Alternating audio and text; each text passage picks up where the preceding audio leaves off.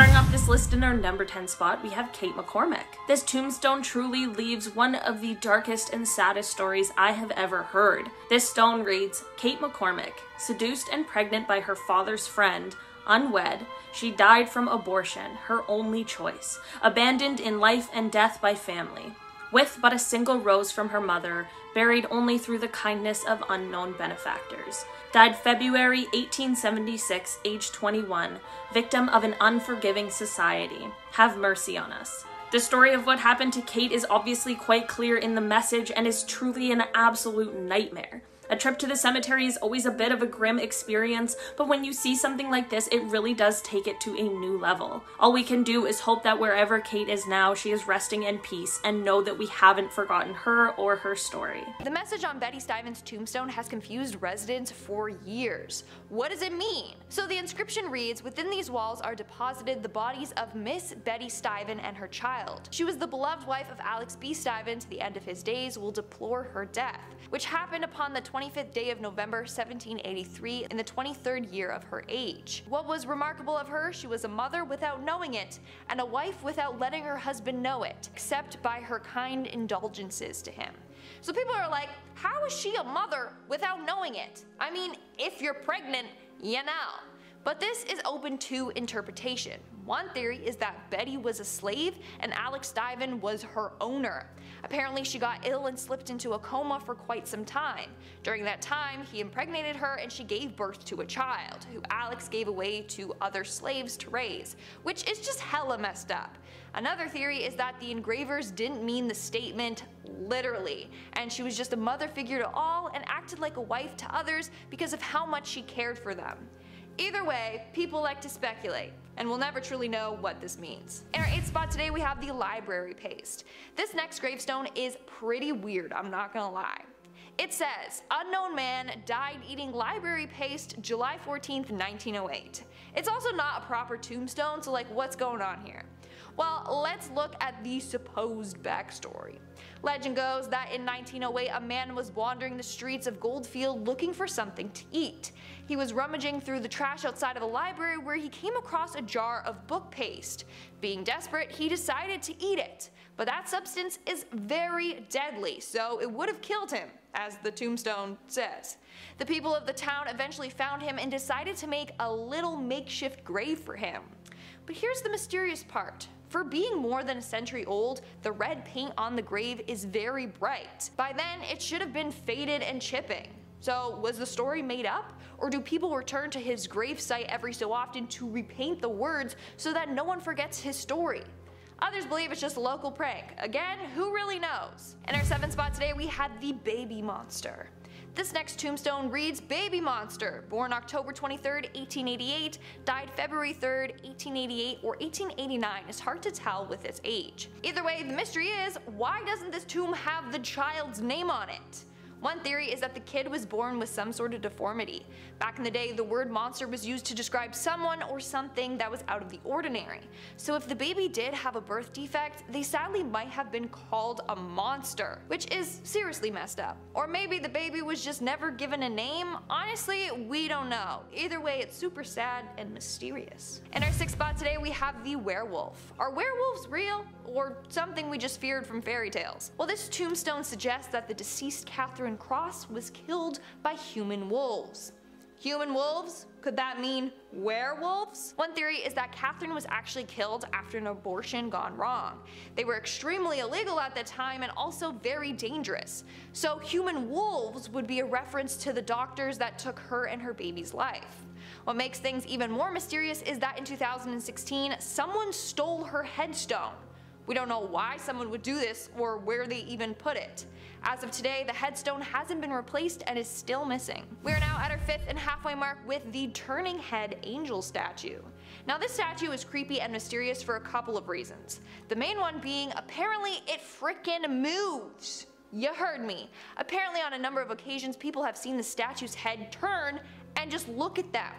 So the story goes that on March 14th, 1908, a gas explosion took place in a drug company, and as a result, 5 female workers lost their lives. This statue was placed at their gravesite, which was marked by only their last names. Of course, having a big angel like that in the cemetery attracted a lot of attention. People who have visited the grave have claimed to see the statue's head move. However, it's said that it mainly turns its head to look at cars driving by, and a number of drivers have claimed to have seen this. So what's up?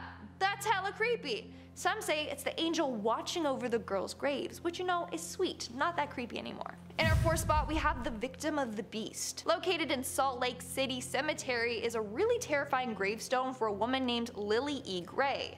The gravestone reads, Victim of the Beast 666.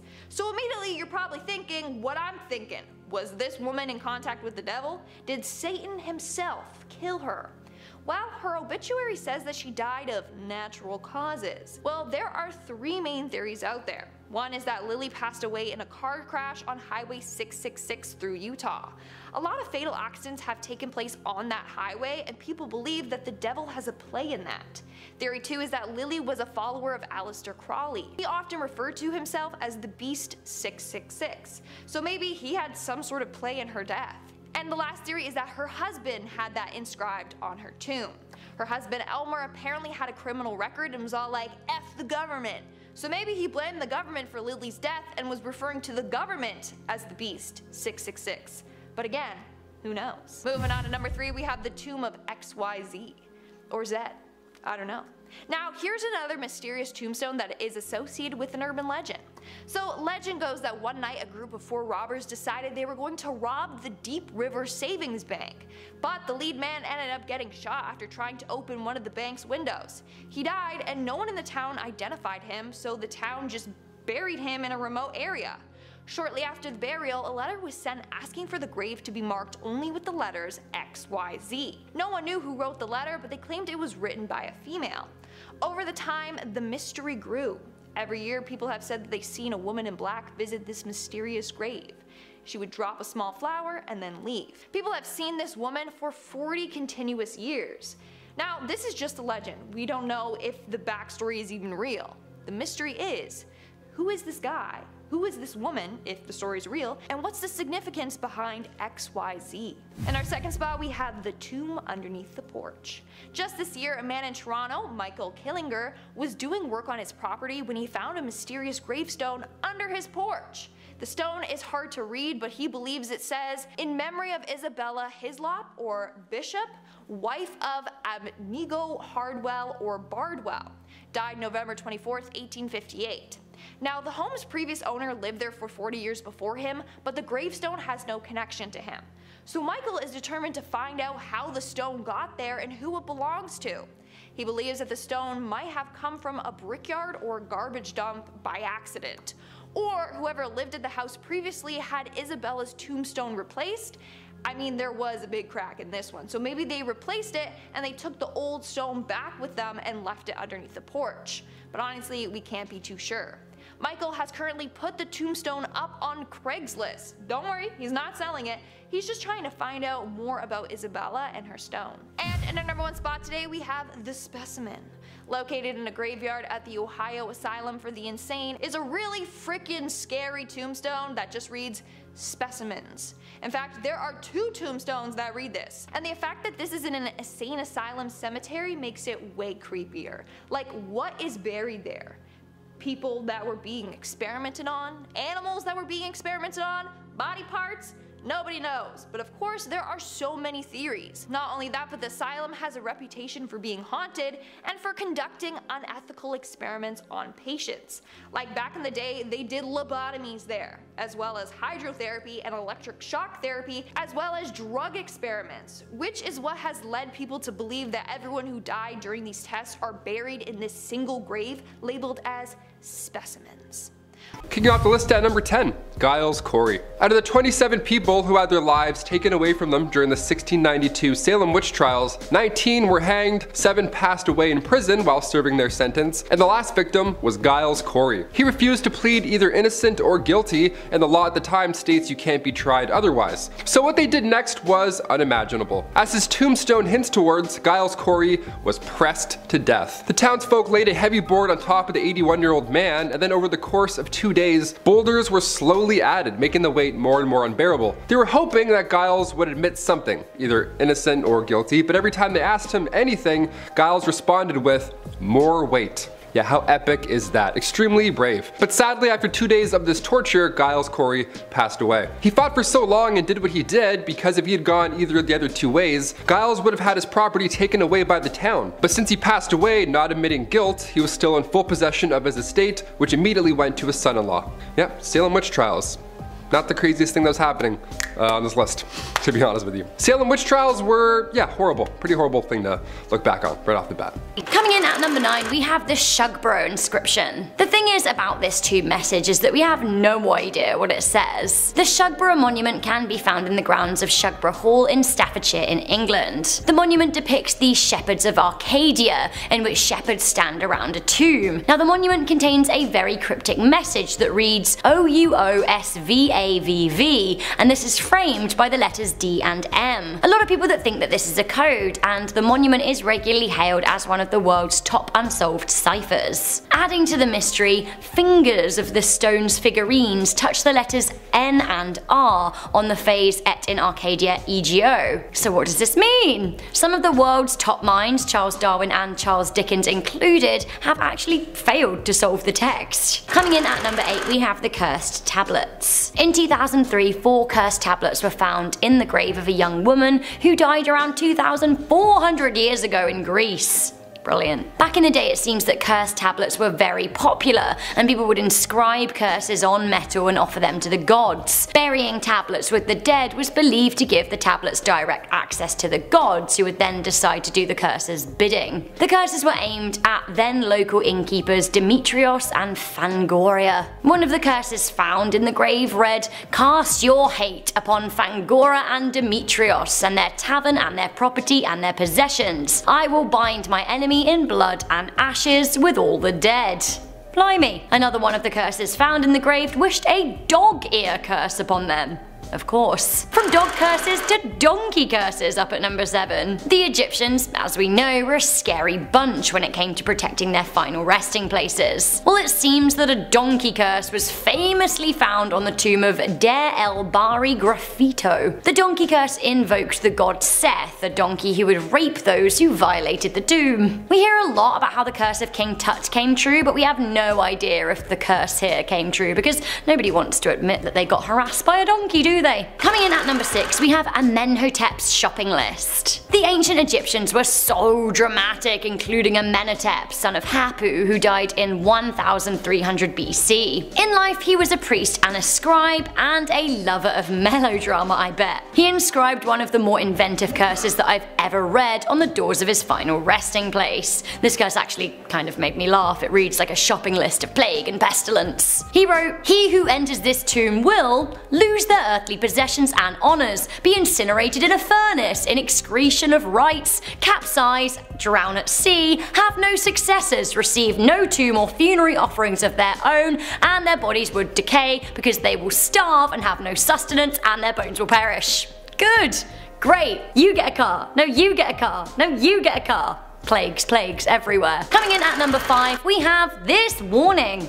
I can't think of anything scarier than going to visit the tombstone of a loved one and finding these tasteless warning signs. Councillors in Plymouth in England placed garish yellow warning signs on the graves that they had deemed unsafe or hazardous. Basically, they were worried that they were going to topple over at some point. I'm all about preventing some danger, but honestly, bright yellow signs that cover the name of the person buried, for me it's a bit of an eyesore. Mourner Paul Ford found his grandparents' grave had one of the signs on and spoke out about how disrespectful it was, and how the message could have been at the back of the grave. True. Coming in at number 4, we have spooky old Midnight Mary. It seems that a very scary message can be found on a grave at the Evergreen Cemetery in New Haven. The inscription is Actually a very ghostly warning. The grave belongs to Mary E. Hart, who died under strange circumstances in 1872. Around the top of her grave reads, "The people shall be troubled at midnight and pass away." It seems that Mary was considered somewhat of a witch in her era, and some even say that she haunts the New Haven graveyard to this day, taking souls to the underworld with her if they're by her grave at the stroke of midnight. Of course, these are probably just urban legends made up to match her spooky gravestone, although I still wouldn't want to be around at midnight just in case. You were waiting for him, here he is. Coming in at number 3 we have King Tut's Terror. Do not disturb an ancient Egyptian tomb. Message received loud and clear, although it only took the deaths of 6 people for us to realise. Now a lot of you will be familiar with the curse of the pharaohs and what happened with Tutankhamun's grave, so I will just recap really quickly. In 1922, Egyptologist Lord Carnarvon and archaeologist Howard Carter were the first to enter King Tut's tomb. Carnarvon died from a mosquito bite to the cheek shortly after the tomb was open. A similar mark was also found on the king. George J. Gold, Audrey Hepburn, Hugh Evelyn White, Aaron Ember and Archibald Douglas Reed also died shortly after coming into contact with the tomb or someone who had entered. It seems that outside the burial chamber was an inscription that read, "Death shall come on swift wings to him who disturbs the peace of the king." Also found in the tomb was a warning on a bracelet that read, "Cursed be he who moves my body, to him shall come fire, water and pestilence." Now the man on the receiving end of this bracelet actually did have his house burned down, then when it was rebuilt it was hit by a flood. Interesting. Coming in at number 2 we have a curse upon the bullies. Well, Mary of Wallingport, Massachusetts certainly got the last word, didn't she? It seems that Mary C. Delancey was a nuisance in her community. She believed her neighbours were up to no good and she would shine lights into their properties. She owned a lot of cats and would spend hours feeding pigeons, which is kinda sweet, but it also seems like she was quite the recluse. She felt her neighbours bullied her and she was unwilling to let bygones be bygones. In one final act of revenge, she wrote on her tomb, "May eternal damnation be upon those in Wallingport who without knowing me have maliciously vilified me. May the curse of God be upon them and theirs."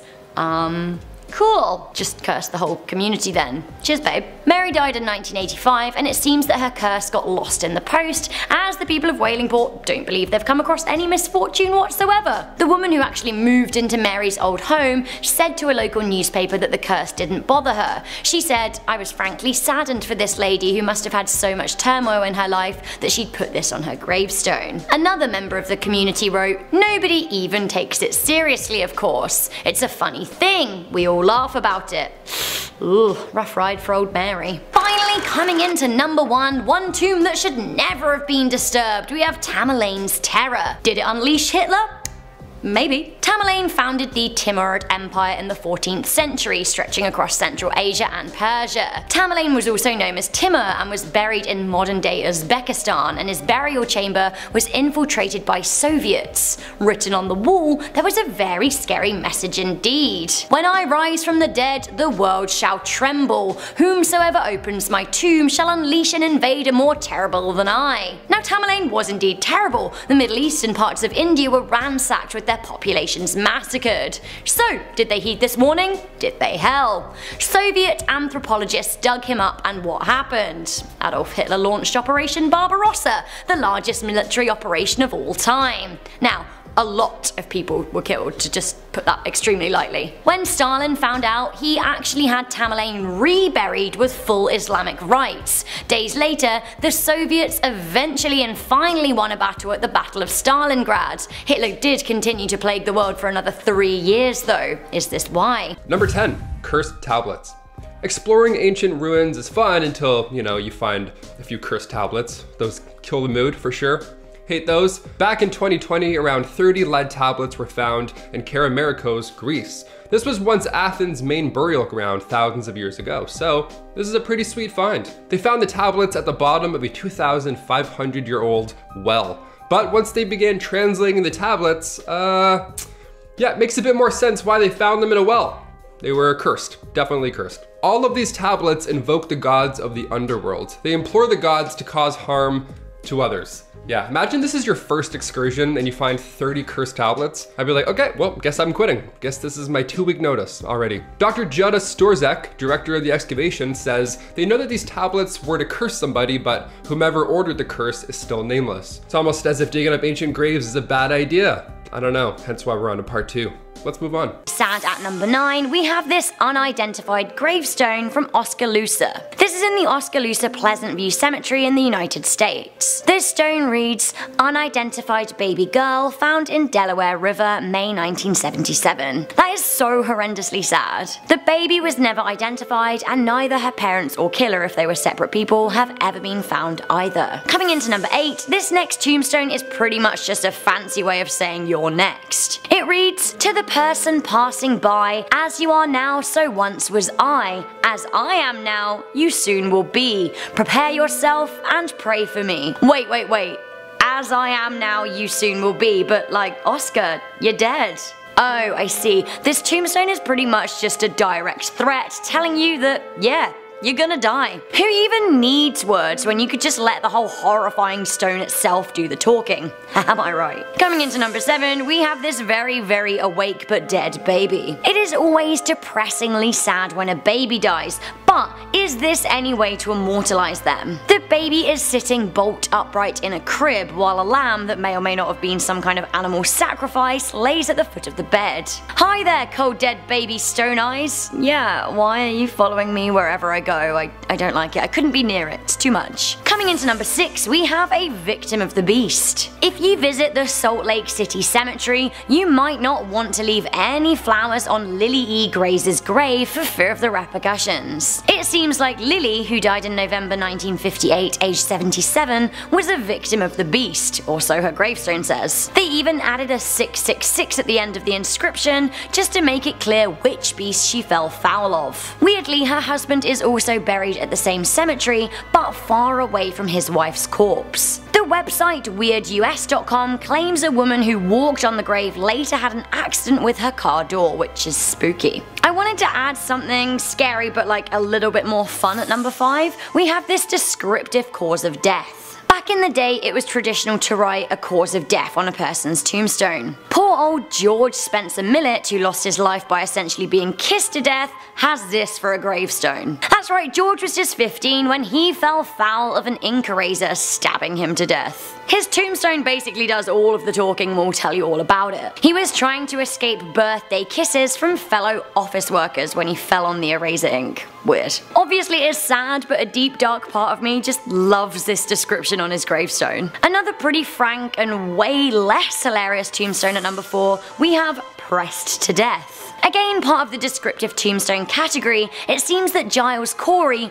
was pressed to death, which is a really horrible way to go and makes reading his stone like really uncomfortable and claustrophobic. It turns out that he was actually murdered as part of the Salem witch trials, which makes his death even spookier. This gravestone can be found at the Charter Street Cemetery in Salem, Massachusetts. We have a murder victim's gravestone at number 3. I think like a murder victim's gravestone is always disconcerting. William Wood was murdered in Derbyshire, England in 1823. Not only that, he was actually pretty brutally murdered. The almost 200-year-old gravestone marks the spot where he was found dead and frankly tells the world that indeed he was murdered. He was here murdered, apparently. This is very chilling, and if you want to find it for yourself, it's between Disley and Whaley Bridge, but personally I wouldn't want to walk down there alone at night. Coming into number 2, putting the head into headstone, we have, I guess, this head in a stone. Ooh. Nothing sends a scarier tombstone message than a physical head in a box. The head belongs to the patron saint of venereal disease. Yes, there is a patron saint of venereal disease, which actually sends an even scarier message. The saint was Saint Vitalis of Assisi, who died in 1370. His name is on the case, but to be honest, I'm much less concerned with what is on the case than I am with what is in it. Finally, at number 1, we have an Ouija board headstone. So you know Ouija boards are used for contacting the dead, right? Well, what better place to do this than in a graveyard where, I mean, it's literally filled with dead people. Inventor of this spirit game, Elijah Bond, insisted on an Ouija board headstone for his own grave, which is very terrifying and very creepy. I mean, imagine playing with that thing, like, absolutely no from me. Get me far away from there. Coming in at number 10, we have William Shakespeare's grave. Billy Bob Shakespeare is one of my favourite historical figures of all time for many reasons, but mainly because I loved his drama. William Shakespeare died in 1616 and wrote 39 plays, 154 sonnets, and 2 long narrative poems. My favourite Shakespeare play is probably The Winter's Tale. It's a classic problem play and I really enjoy it, but I also do love Macbeth as a close second. So as we know, the famous English writer had a flair for drama and a great sense of humour. With that in mind, of course he decided to place a curse on his grave. He's buried at the Holy Trinity Church in his home of Stratford-upon-Avon. On his grave he wrote, "Good friends, for love's sake forbear to dig the dust enclosed here. Blessed be man spares these stones, and cursed be he who moves my bones." Good on you, Bill. You don't want anyone messing with your bones, I feel you. When the church was restored in 2008, care was taken to keep his bones safe. I might just curse my own grave so that I don't end up getting thrown out in the trash. Good thinking. Number 9. John Rennie. This next one here, honestly, it's not a bad idea at all. Back in 1832, a Welsh house painter named John Rennie passed away. His grave is quite unique. There's an inscription on his gravestone that's a grid. A big, massive, like a mathematical grid almost. It's 19 squares across and 15 high. In all of these spaces, there's letters that all make up the line, "Here lies John Rennie."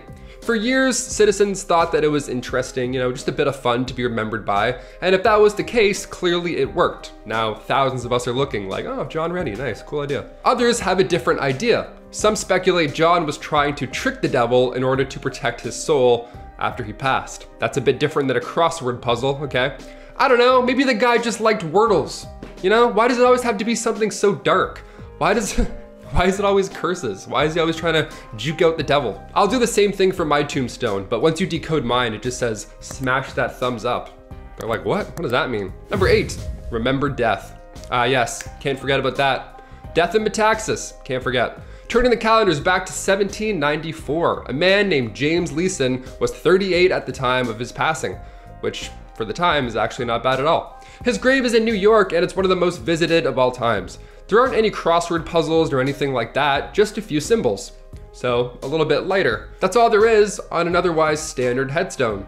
There's an hourglass with wings, a flaming urn, and a stonecutter's tool, of course suggesting he was once a mason. There's one line at the top that was decoded a century later. In 1889, somebody figured this message out that appeared to be a Masonic cipher somehow connected to tic-tac-toe. Yeah, odd. The message decoded was, remember death. Yeah, we're not forgetting anytime soon, my guy. So now that we know this, those symbols become a bit more eerie. Hourglass with wings, that symbolizes time passing quickly. The flaming urn represents a soul's immortality. Lovely, lovely stuff. I'm just gonna have that cool S that we always used to draw in elementary school. Number 7, Paris catacombs. Yes, of course we have to include some catacomb creepiness in a part 2. These catacombs date back to the late 1700s, okay, when the city's cemeteries were piling up. And I mean that in a literal sense. So officials began moving contents from all over the city.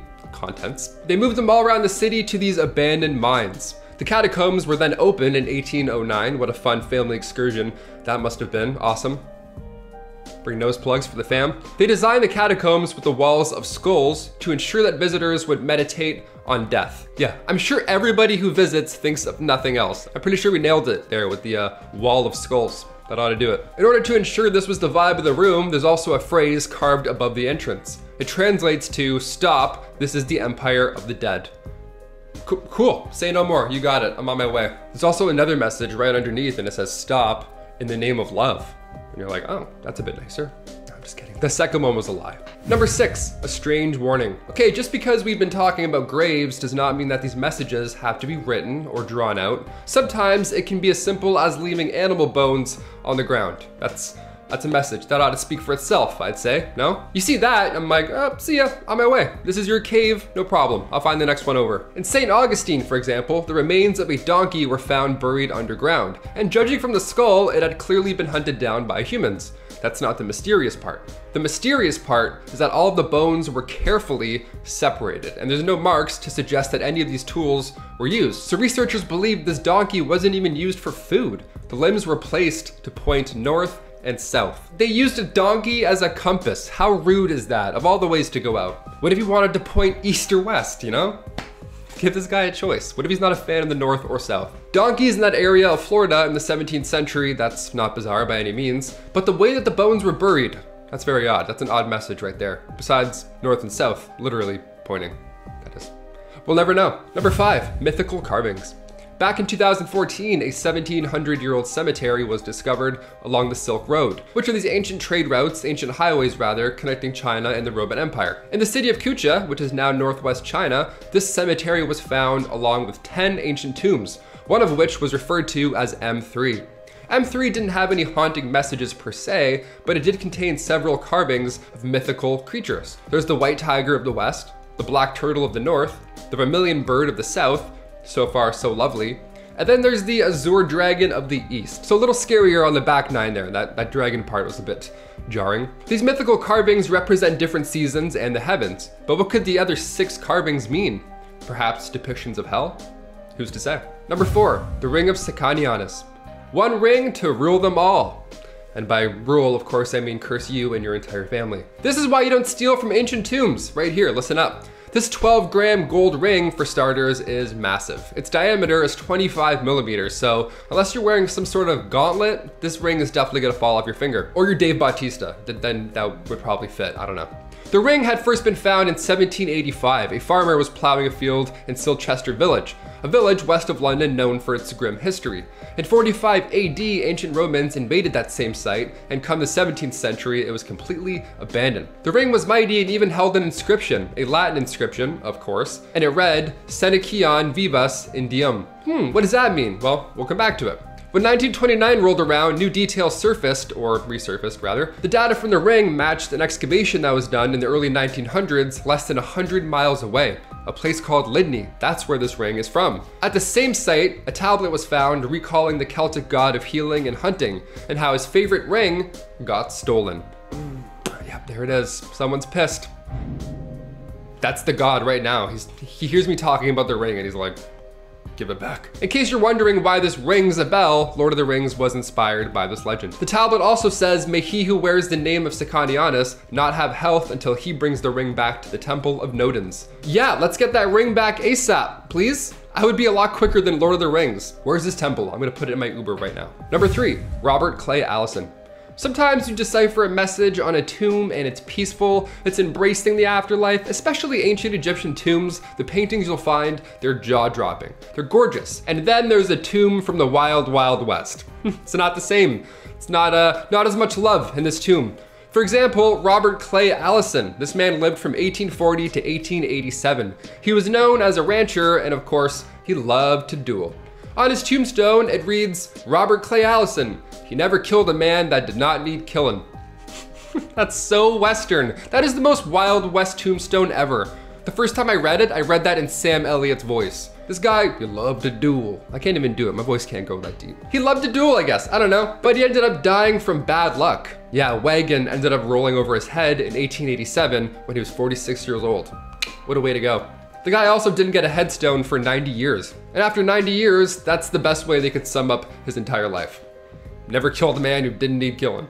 Okay. Number 2, message from Egyptian afterlife. We're all curious about what happens after you die, but nobody celebrates the end of life like ancient Egyptians. Like I mentioned earlier, they would paint doors, leave valuables. Any new tomb we discover provides more hints as to what lies beyond. An ancient necropolis was discovered a few years ago in Egypt, and it contains dozens of coffins and a necklace that holds a message from the afterlife. This site is around 2,000 years old, and they're in the process of excavating it as we speak. But so far, the tombs and artifacts found belong to an ancient priestess. A message from the afterlife is pretty spectacular. Just, you know, don't let Rose from the Titanic near the necklace, or else she'll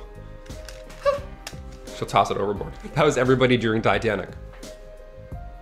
No. Why would she do that?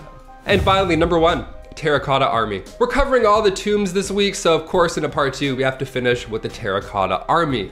This is a massive, massive haunting tomb. The tomb of Emperor Qin Shi Huang, China's first emperor. In this tomb, we can find 8,000 statues, but they all have unique carvings on their faces, as if to suggest these are custom statues.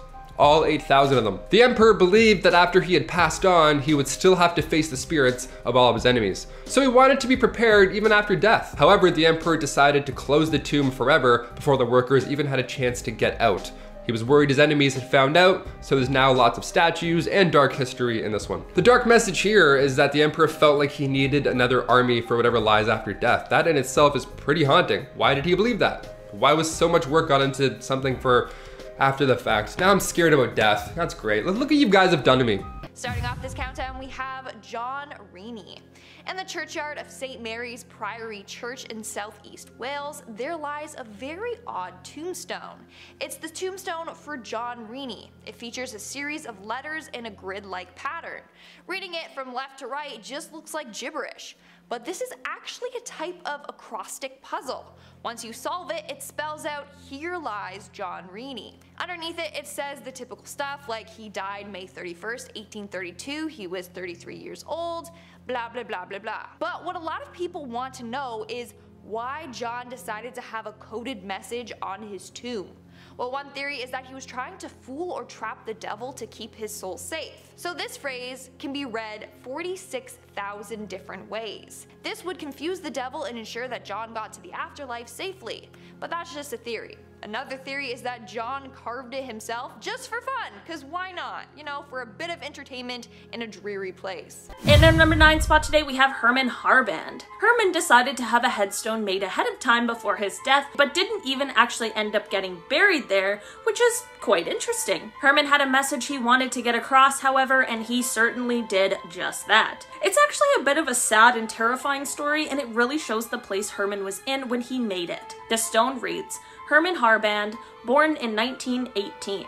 My wife Eleanor Arthur of Queens, New York, lived like a princess for 20 years, traveling the world with the best of everything. When I went blind, she tried to poison me, took all my money, all my medication, and left me in the dark alone and sick. It's a miracle I escaped. I won't see her in heaven because surely she's going to hell. Herman absolutely went off, but it definitely seems like he kind of had a right to, because that story is simply terrible. Good news is that Herman ended up getting remarried and he lived a happy and very long life until he passed away in 2011. In our number 8 spot today, we have Francis and Mary HUNTROODS. This stone is one of the less sad ones on this list today, thankfully, and while still haunting, it's in more of a poetic or beautiful way. Or at least I think so. This tombstone is from Francis and Mary HUNTROODS, and their stone tells the story of their lives and their love. It reads about how they were both born on the same day in 1600. They were married on their shared birthday,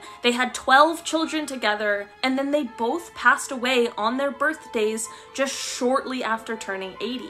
That is quite some love story, and honestly, what are the chances? But the final 2 lines of the text on the tombstone really sum up the story so perfectly. They read, "Each tender heart so fit a match surely could never be.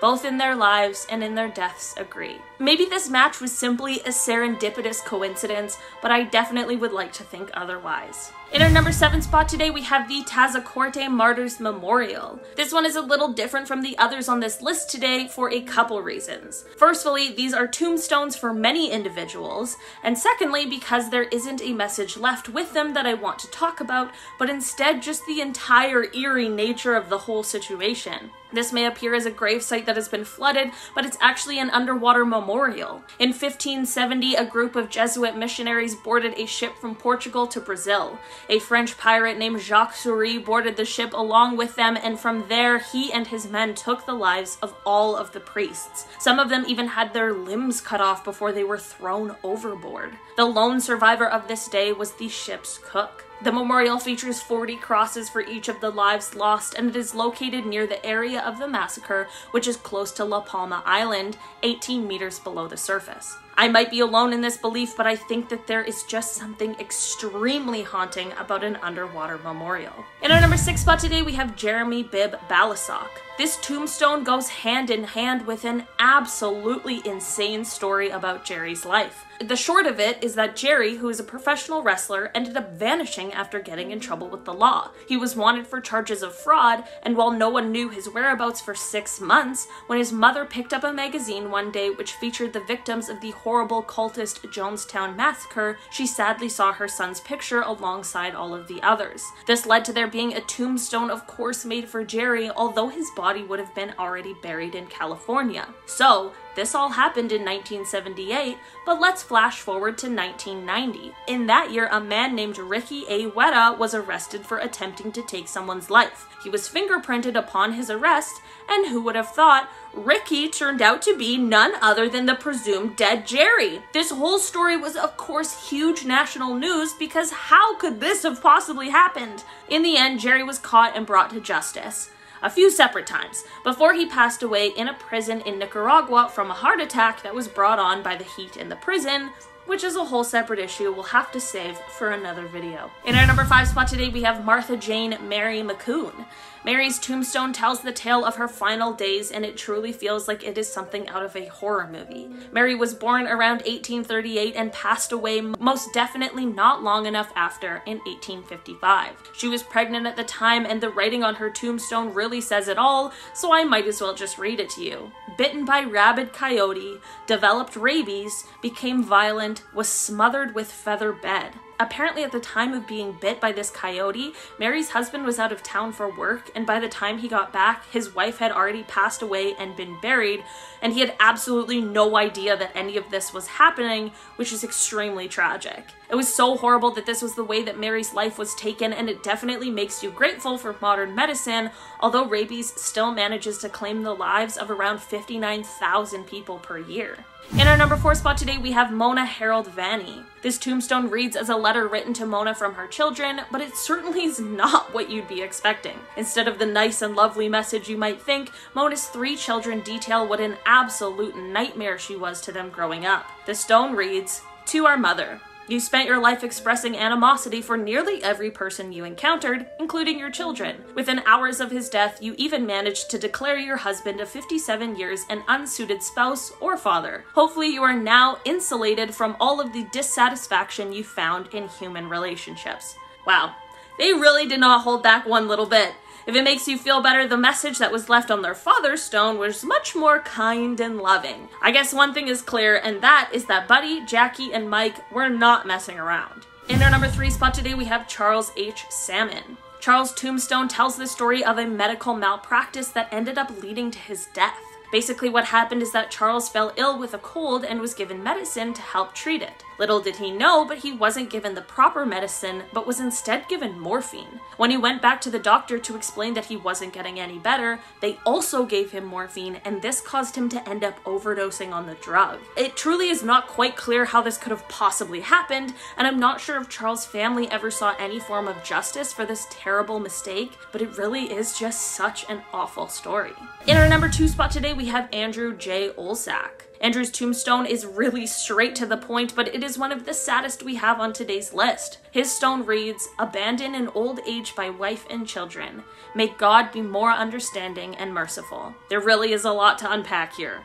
First, I have so many questions as to what happened and what led to this abandonment. Second, I have to know if this is his way of sticking it to his family who he claims abandoned him, or if this is more of just a simple goodbye. Either way, whatever the details are behind this story, coming upon this message in a graveyard would certainly make your heart sink a bit, and definitely be one of those things that you just remember. In our number 1 spot today, we have Leo MATLOVICH. Leo's tombstone is one that is certainly not easily forgotten. This stone doesn't even say his name, but the reason for that will become quite clear.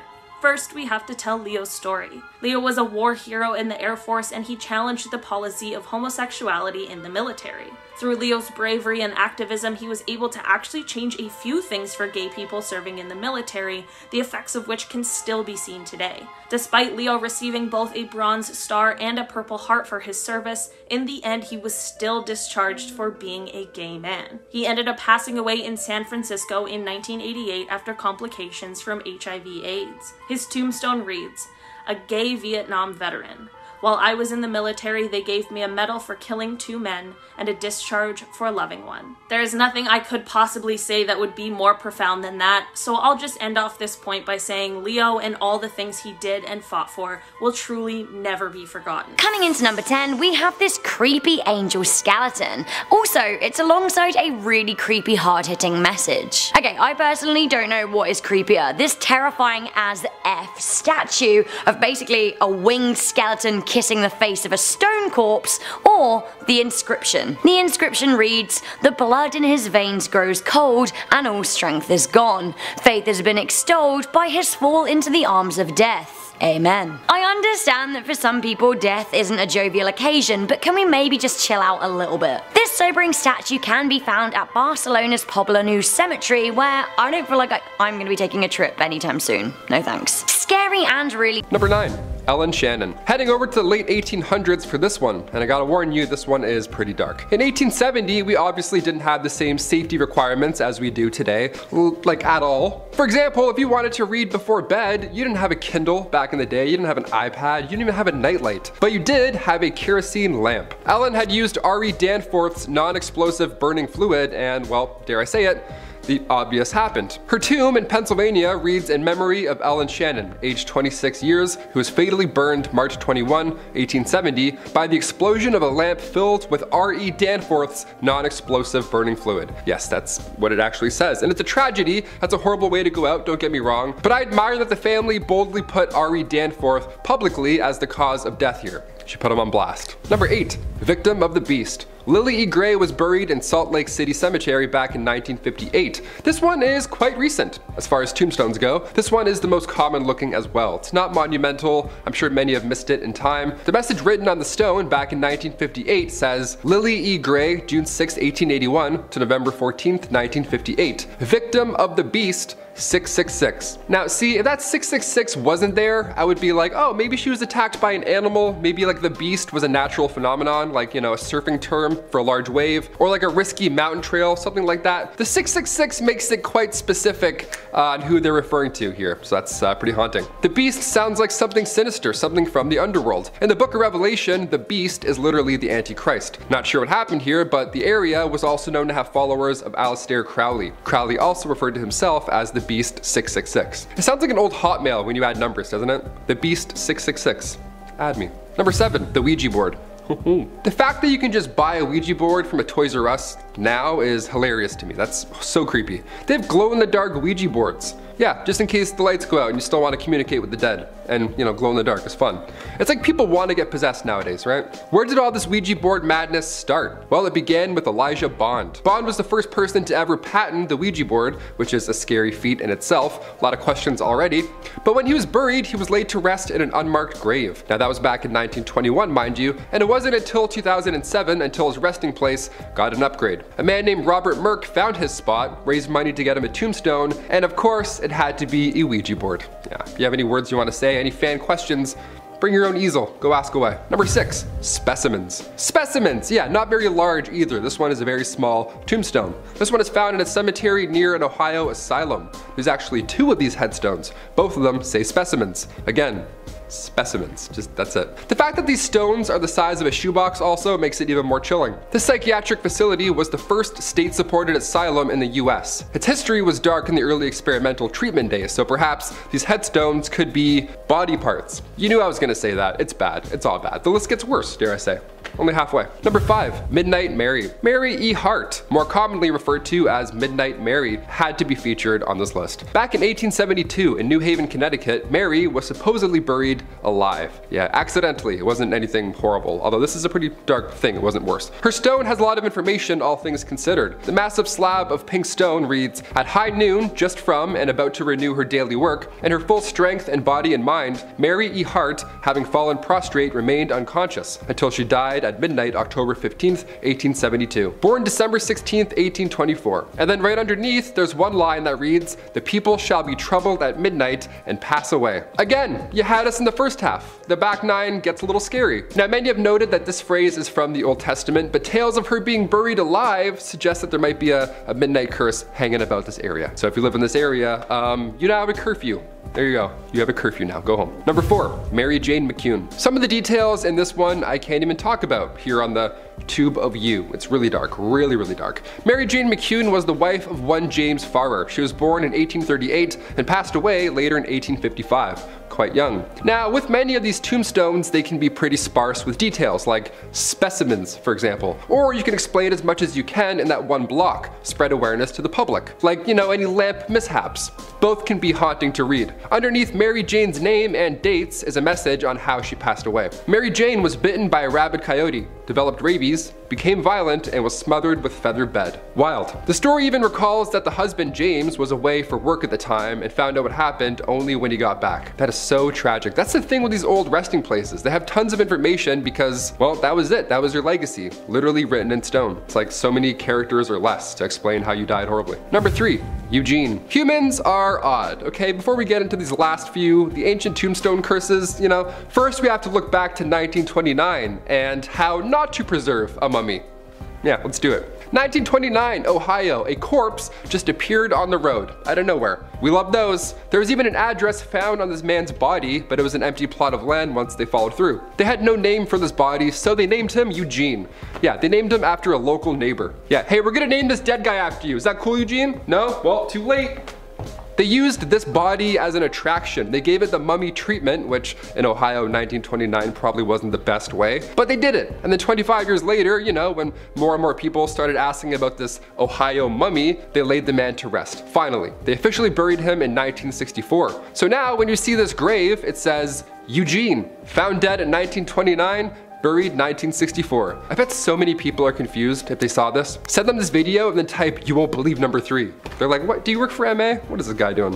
Why did he tell me to press the thumbs up? Who is this? Number 2, ancient tomb curse. Ancient Egyptian tombs are beautiful. Even after this many years, they're well preserved. Ancient Egyptians believed that false doors were a connection to the dead, and that's how spirits were able to travel here and there. Most false doors can be found in the west wall because Egyptians believed that the west was the land of the dead. The walls of ancient Egyptian tombs are also full of jewelry, art, clothing, basically anything valuable you may need in the afterlife to impress the gods. You're offering up your finest treasures, but with that comes a warning from these gods. One warning trespassers that the gods will wring their neck like that of a goose if you were to steal anything that wasn't yours in these tombs. Inside the found tomb of Ankh-Mahor, for example, who was a pharaoh official 4,000 years ago, inside their tomb a curse was left over. He was buried in Mastaba in an above ground massive tomb, and left on the wall was this warning: "Might do against this, my tomb, the same shall be done to your property." And then it continues to warn trespassers of Ankh-Mahor's knowledge of secret spells and magic, and threatens to fill impure intruders with a fear of seeing ghosts. Yeah, I think that ought to do the trick. Yeah, no way I'm messing with an ancient magician pharaoh. I'm good. I'm definitely all good. And finally, number 1, KB55. Yeah, we'll end this list on an ancient Egyptian tomb, with perhaps the most chilling message left over of all time. This tomb was found, of course, in the Valley of the Kings by Edward Ayrton